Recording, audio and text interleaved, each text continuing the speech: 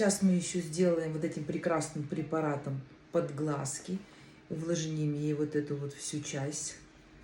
Вот наш прекрасный препарат. Тоже премиум класса. Сейчас мы его открываем. Этот волшебный препарат. Так, вот он. Тоже так выглядит. Вот такая прелесть.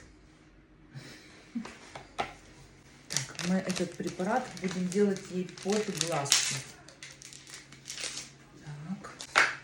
Вот так он выглядит, этот прекрасный препарат. Тоже очень хороший. Сейчас на рынке все очень... Кабачочек, головочку. Так? Да. Сильно хороший. Так.